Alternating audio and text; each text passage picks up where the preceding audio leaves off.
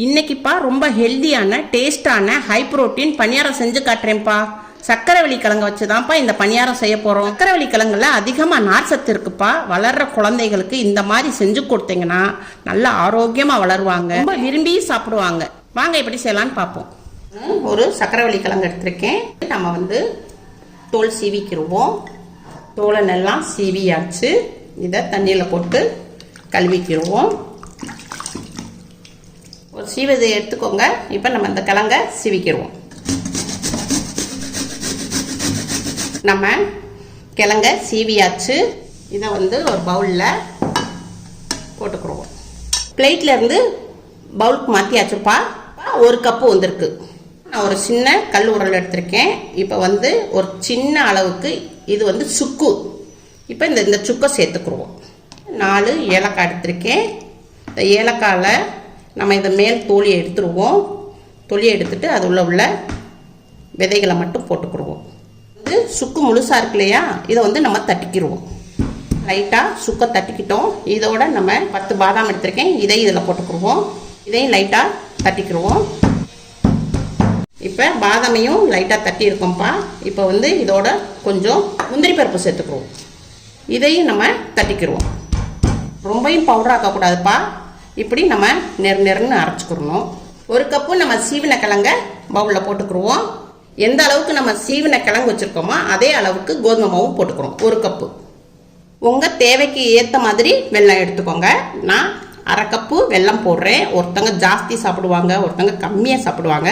அதனால உங்கள் தேவையான அளவுக்கு வெல்லம் எடுத்துக்கோங்க.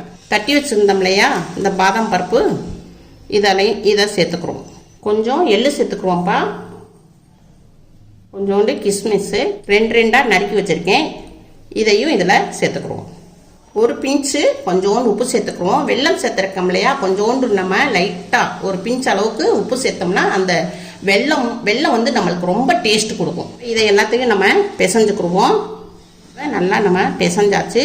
தண்ணி ஊற்றி பிசைஞ்சுக்குருவோம். கொஞ்சம் கொஞ்சமாக ஊற்றி பிசைஞ்சுக்கிறோம்.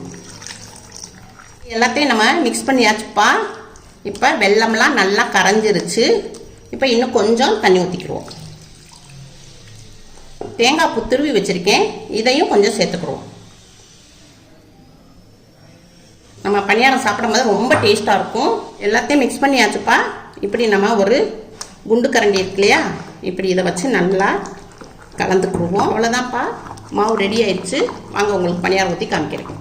எண்ணெய் துணியை வச்சு இப்படி தேய்ச்சிக்குருவோம். எல்லாத்துலேயும் எல்லா குழியிலையும். இதில் கொஞ்சோன்னு எள்ளு போட்டுக்குருவோம். பணியார மாவை இதில் ஊற்றிக்கிடுவோம்.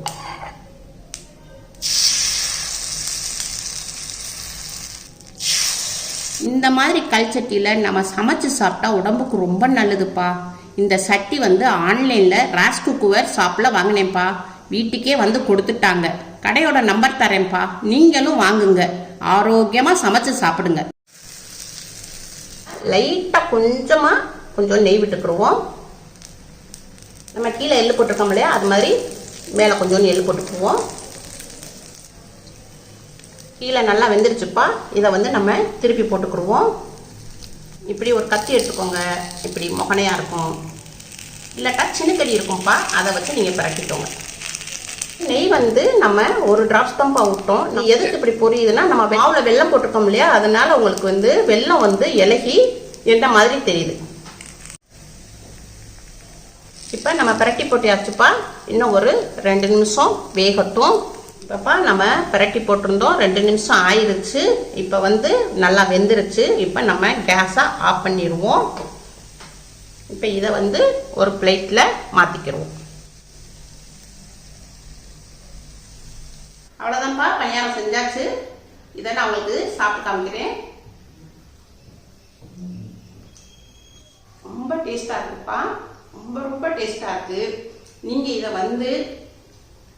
பெரியவங்க சாப்பிடலாம், பிள்ளைய சாப்பிடலாம், பேத்திக சாப்பிடலாம். பேத்திகளுக்கெல்லாம் இப்படி கொடுத்தீங்கன்னா அவங்க அப்படியே இன்னும் வேணும்னு சாப்பிடுவாங்க. ஏன்னா இது நம்ம வீட்டிலேயே ஹெல்தியாக செஞ்சுருக்கோம். பிள்ளைகளும் நல்ல ஆரோக்கியமா இருக்குங்க. இப்படி செஞ்சு கொடுங்க பிள்ளைகளுக்கு. வெறும் நம்ம சக்கரவள்ளி கிழங்கு மட்டும் அவிச்சு கொடுத்தா பிள்ளைய சாப்பிடாதுங்க. இப்படி டிஃப்ரெண்டா நீங்க செஞ்சு கொடுங்க. பிள்ளை எல்லாரும் நல்லா விரும்பி சாப்பிடுவாங்க. உங்கள் வீட்டில் செஞ்சு பாருங்கள். அம்மாவுக்கு லைக் பண்ணுங்கள், ஷேர் பண்ணுங்கள், சப்ஸ்கிரைப் பண்ணுங்கள்.